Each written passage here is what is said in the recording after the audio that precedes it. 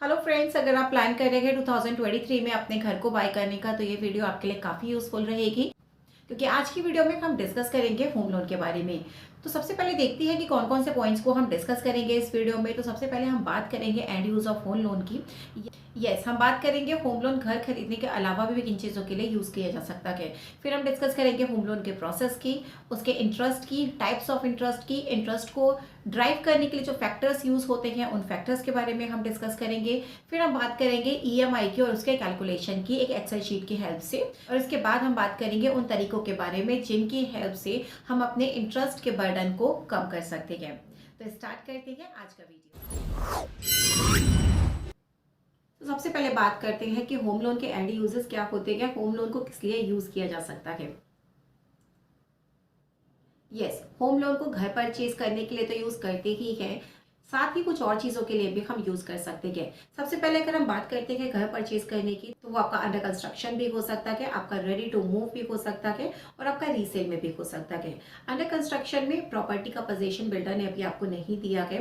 Ready to move में आप builder से परचेज कर रहे हैं और उसका पोजीशन आपको मिलने के लिए तैयार है। रीसेल में आप डायरेक्टली बिल्डर से परचेज न करके किसी और पर्सन से परचेज करते हैं। उसके बाद में हम बात करते हैं कि अगर आपको अपने घर में रेनोवेशन करवाना है, रिपेयर करवाना है, उसके लिए भी आप होम लोन ले सकते हैं। अगर सपोज आप कोई फ्लैट या ready to move property purchase ना करके एक लैंड परचेज करते हैं और उसके ऊपर अपना कंस्ट्रक्शन कराते हैं तो उसके लिए भी आप लोन अवेल कर सकते हैं। अपार्ट फ्रॉम दैट आप बैलेंस ट्रांसफर के लिए भी लोन ले सकते हैं। बैलेंस ट्रांसफर बेसिकली हम लेते कब हैं, सपोज आपने जिस समय एक बैंक से लोन लिया था उस समय उसका रेट ऑफ इंटरेस्ट 8.5% था। बट आफ्टर सम टाइम आपको पता लगता है कि किसी और बैंक का रेट ऑफ इंटरेस्ट 8.5 से कम 8.25% है। तो उस कंडीशन में आपके पास ये ऑप्शन अवेलेबल रहता है कि आप अपने एग्जिस्टिंग बैंक का लोन बंद करा के किसी और बैंक में शिफ्ट करा सकते हैं at a lower rate of interest. इस तरह से आप अपने 0.25% के इंटरेस्ट रेट को बचा सकते हैं। इसके अलावा आप टॉप अप होम लोन के लिए भी अप्लाई कर सकते हैं। टॉप अप लोन को हम यूज करते हैं जनरली होम रिलेटेड कंस्ट्रक्शन या रिपेयर मेंटेनेंस के लिए की। बट कुछ बैंक या फाइनेंशियल इंस्टीट्यूशन ये अलाउ करते हैं कि आप टॉप अप को अदर देन होम अपने पर्सनल यूज या बिजनेस यूज के लिए भी यूज कर सकते हैं, जबकि उस पर रेट ऑफ इंटरेस्ट आपका होम लोन का ही लगता है। सो आइए अब बात करते हैं उन पॉइंट्स के बारे में जो आपको होम लोन लेने से पहले जरूर ध्यान में रखनी चाहिए। तो सबसे पहले आपको इंटरेस्ट रेट के बारे में ज़रूर पता करना चाहिए। इंटरेस्ट रेट एक ऐसा फैक्टर होता है जिसमें 10 बेसिस पॉइंट्स भी ऊपर-नीचे होने पर आपकी ओवरऑल ईएमआई पे जो आप पे करते हैं ड्यूरिंग योर लोन टेन्योर काफ़ी ह्यूज इम्पैक्ट क्रिएट कर देती है। तो सबसे पहले आपको सारे बैंक्स और फाइनेंशियल इंस्टीट्यूशंस के इंटरेस्ट रेट को कंपेयर करना चाहिए। उसके बाद डिसाइड करना चाहिए आपको कौन से बैंक या फाइनेंशियल इंस्टीट्यूशन को चूज़ करना है अपने होम लोन के लिए। सेकंड पॉइंट बहुत इंपॉर्टेंट पॉइंट है अफोर्डेबिलिटी। आपको होम लोन उतना ही अवेल करना चाहिए और होम लोन की ईएमआई उतनी ही रखवानी चाहिए जितनी आपको लगता है कि आप कंफर्टेबली अपनी इनकम सोर्स में से निकाल सकते हैं। क्योंकि लोन आपका 10, 15 और 20 इयर्स तक चला जाता है, तो आपके पास एक श्योर इनकम सोर्स होना चाहिए और आपके उसके लिए कॉन्फिडेंट होने चाहिए कि for that period of time आपके पास ये इनकम सोर्स बना रहेगा। एज पर माई एडवाइस आपको जनरली 30 to 35% से ज़्यादा की ईएमआई अपने इनकम सोर्स से ज़्यादा नहीं करवानी चाहिए। Third important point is a choose suitable EMI. So EMI की कैलकुलेशन में दो फैक्टर्स इंपॉर्टेंट रोल प्ले करते हैं, एक रेट ऑफ इंटरेस्ट और एक टेनर। तो अगर आपको लगता है कि आप ज्यादा अमाउंट ऑफ ईएमआई निकाल सकते हैं तो आप शॉर्ट टेनर ले सकते हैं। वहीं अगर आपको लगता है कि आप कम amount of EMI as of now afford कर सकते हैं तो आपको ज्यादा टेनर के लिए जा सकते हैं फॉर 15 और 20 ईयर्स। बट एक बात का ध्यान रखना चाहिए, जितना भी टेनर आपका बढ़ता चला जाता है इंटरेस्ट की अमाउंट उतनी ही बढ़ती चली जाती है। इन शॉर्ट हम कह सकते हैं कि आपके लिए होम लोन उतना ही महंगा होता चला जाता है। फिर हम बात करते हैं कि कुछ एडिशनल चार्ज हैं, हिडन चार्जेस की। जब भी आपने लोन की फाइल बैंक या फाइनेंशियल इंस्टीट्यूशन को देते हैं तो वो आपसे एक प्रोसेसिंग फीस चार्ज करते हैं जो एक परसेंटेज या एक फिक्स्ड अमाउंट के रूप में आपसे ली जाती है। इस प्रोसेसिंग फीस को हम एडमिनिस्ट्रेटिव चार्जेस भी कहते हैं, जो आपसे लिया जाता है आपकी फाइल को प्रोसेस करने के लिए, जो प्रॉपर्टी आप परचेज करने वाले हैं उसकी टेक्निकल वैल्यूएशन के लिए, उसकी टाइटल डीड क्लियर है या नहीं है इसके लीगल चेक कराने के लिए, इंश्योरेंस के लिए और भी काफ़ी सारी ऐसी चीज़ें होती है जिसके लिए आपसे चार्ज किया जाता है। तो इन चार्जेस के बारे में भी आपको पहले से पहले पता कर लेना चाहिए। उसके बाद हम बात करते हैं प्रीपेमेंट चार्जेस या फोरक्लोजर चार्जेस की। अगर आपने लोन लिया है 15 इयर्स का बट आप उसे 10 इयर्स में ही फोरक्लोज कराना चाहती हैं या उसका कोई सर्टेन अमाउंट पे करना चाहते हैं, तो उस कंडीशन में भी कुछ बैंक्स या फाइनेंशियल इंस्टीट्यूशन एक फोरक्लोजर चार्जेस या प्री पेमेंट चार्जेस आपसे चार्ज करते हैं। तो उसके बारे में भी आप पता कर सकते हैं, क्योंकि कुछ बैंक इसको वेव भी कर देते हैं और कुछ बैंक्स इसको चार्ज भी नहीं करते हैं। उसके बाद में पॉइंट आता है हमारा, रीड द डॉक्यूमेंट्स केयरफुली। जो भी डॉक्यूमेंट्स बैंक आपको देते हैं, ऑल्दो काफी सारी टर्म्स एंड कंडीशंस होती हैं, काफी लेंथी लगता है, बट फिर भी लोन लेने से पहले आपको उन सबको केयरफुली रीड कर लेना चाहिए, सो दैट इन फ्यूचर आपको किसी सरप्राइजेस को फेस ना करना पड़े। Because as we have already discussed किया, एसोसिएशन 10, 15 और 20 ईयर्स तक की जा सकती है। एक छोटे से छोटे सरप्राइजेस भी आपको काफी कॉस्टली साबित हो सकते हैं। तो उस कंडीशन में आपको इन डॉक्यूमेंट्स को केयरफुली रीड करके ही आगे फर्दर प्रोसीड करना चाहिए।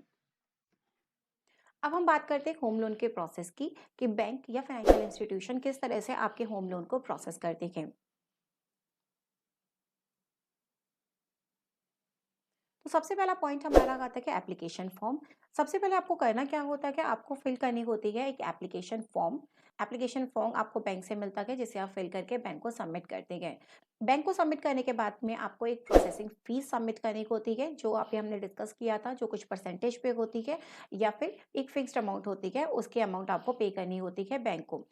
प्रोसेसिंग फीस पे करने के बाद में आपकी फाइल को बैंक लॉगिन कर लेता है, और लॉगिन करने के बाद में उस पे डिस्कशन शुरू होता है, ताकि इस डिस्कशन में बैंक आपसे डिस्कस करता है, जिसको हम बिजनेस डिस्कशन भी कहते हैं या फिर पर्सनल डिस्कशन भी कहते हैं।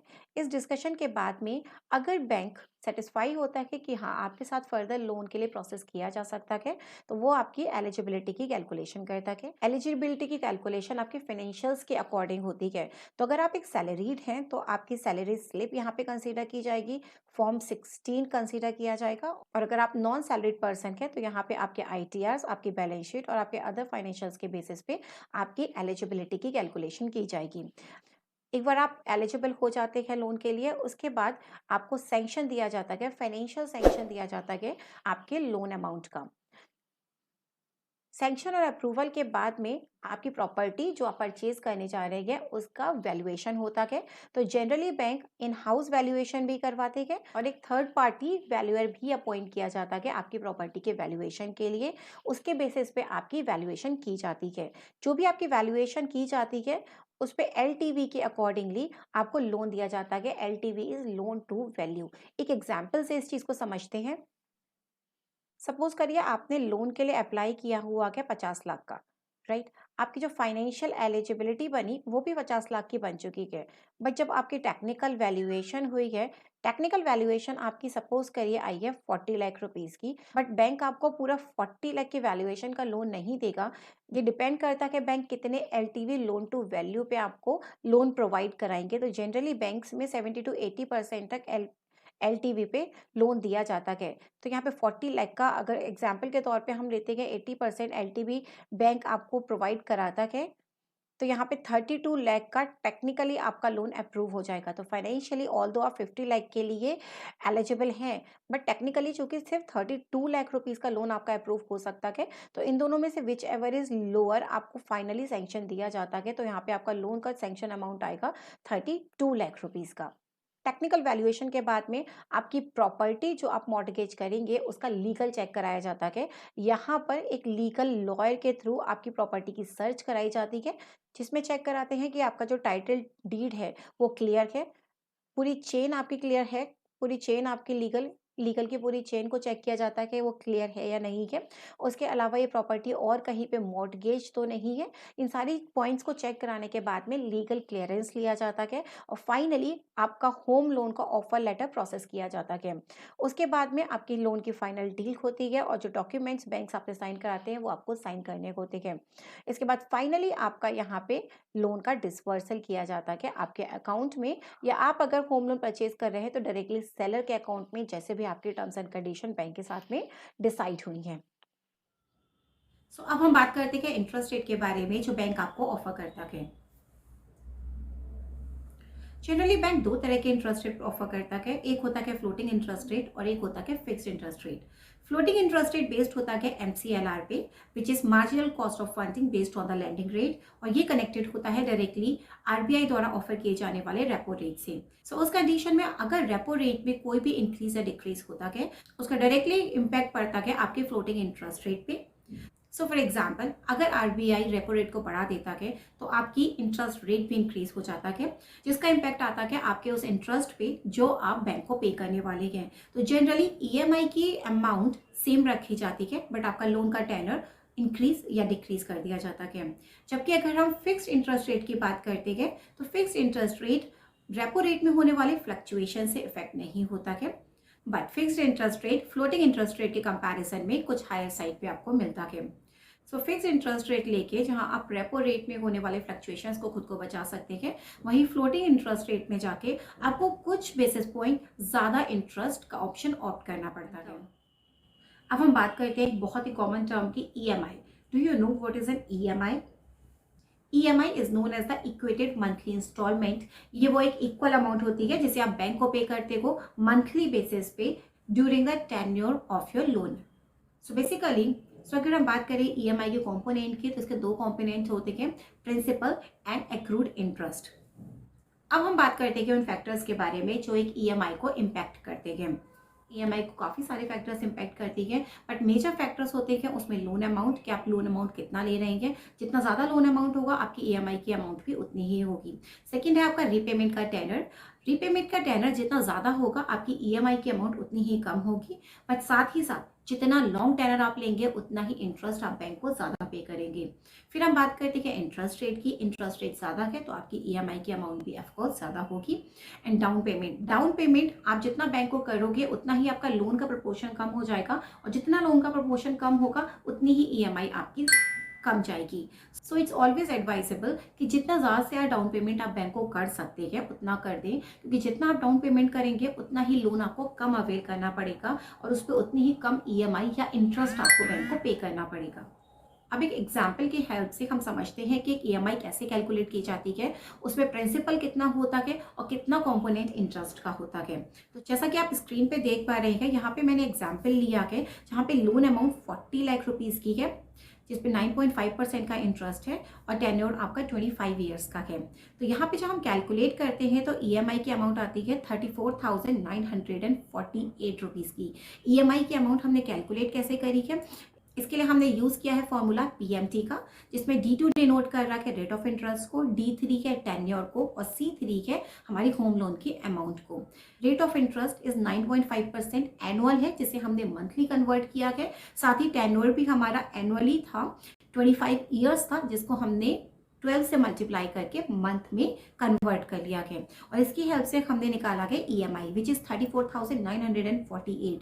और अगर आप यहाँ पर देखेंगे तो टोटल प्रिंसिपल रीपेमेंट आपको 40 लाख करना था, बट आप जो टोटल पेमेंट कर रहे हैं in terms of EMI that is 1,04,84,360।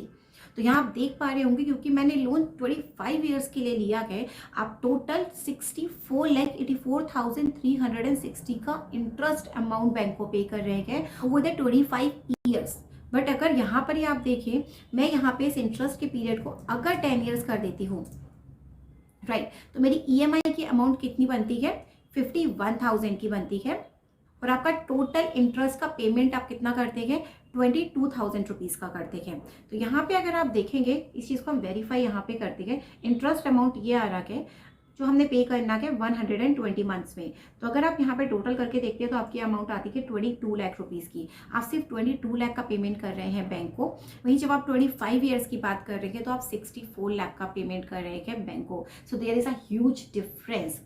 So always remember, अगर आपकी कैपेसिटी है कि आप थोड़ी सी ज़्यादा EMI बैंक को पे करते हैं, तो इट्स ऑलवेज एडवाइजेबल कि थोड़ा शॉर्ट टेनर का लोन लेके चलें, जिससे जो आपकी पॉकेट से इंटरेस्ट जा रहा है उसका बर्डन आपके ऊपर कम से कम पड़े करने वाले। अब चलिए बात करते हैं कि जो आप होम लोन पे इंटरेस्ट पे करते हैं उसको आप किस तरीके से कम कर सकते हैं। तो सबसे पहला पॉइंट आता है कंपैरिजन। जब भी आप कभी लोन लेने की सोचे तो हमेशा एक अच्छा कंपैरिजन कर लें सारे बैंक्स, फाइनेंशियल इंस्टीट्यूशंस के बीच में, और जहां से भी आपको सबसे कम रेट ऑफ इंटरेस्ट मिले आपको उसे अवेल करना चाहेंगे। सेकंड पॉइंट है जो बहुत इंपॉर्टेंट है कि आपको शॉर्ट टेनर चूज़ करना चाहिए। जैसा अभी हमने एग्जाम्पल में देखा कि हमारे 10 ईयर्स और 25 ईयर्स से कितना ज़्यादा मेजर डिफरेंस आपके इंटरेस्ट अमाउंट पे पड़ गया। तो इस चीज़ का भी आपको हमेशा ध्यान रखना चाहिए। देन हम बात करते हैं रेगुलर पेमेंट्स की। जब भी कभी आपको लगे आपके पास सफिशिएंट फंड है, always try to make the pre payments, because pre payment जब आप करते हो तो वो आपका प्रिंसिपल में से रिड्यूस हो जाता है, और प्रिंसिपल में से जब आपकी एक अमाउंट रिड्यूस होती है, दैट मीन्स आपका लोन अमाउंट कम हो जाता है, और लोन अमाउंट जैसे जैसे आप कम करते जाते हैं आपका इंटरेस्ट पार्ट भी कम हो जाता है, और वो अपना लोन जल्दी खत्म कर पाते हैं। फिर एक ऑप्शन आपके पास रहता है बैलेंस ट्रांसफर का। आपको कंपैरिजन सिर्फ लोन लेने से पहले नहीं करने चाहिए, बल्कि अपना कंपैरिजन लोन लेने के बाद भी करते रहना चाहिए कि कौन से बैंक्स और फाइनेंशियल इंस्टीट्यूशन आपके एग्जिस्टिंग बैंक के कंपैरिजन में कम रेट ऑफ इंटरेस्ट प्रोवाइड करते हैं। क्योंकि इस कंडीशन में आपके पास एक ऑप्शन रहता है बीटी का, विच इज बैलेंस ट्रांसफर। आप अपने एग्जिस्टिंग बैंक में से लोन क्लोज करा के किसी और बैंक या फाइनेंशियल इंस्टीट्यूशन में अपने लोन को ट्रांसफर कर सकते हैं, जहां पर आप कम रेट ऑफ इंटरेस्ट एंजॉय कर सकते हैं। सो आई होप ये वीडियो आपको यूजफुल लगा होगा, और इसके बाद में आप सही तरीके से होम लोन कैसे लेना है इसका डिसीजन ले पाएंगे। अगर ये वीडियो आपके लिए यूजफुल है तो इस वीडियो को लाइक जरूर करिएगा, शेयर करिएगा, और इस चैनल को सब्सक्राइब जरूर करिएगा। सो मिलते हैं अगले वीडियो में।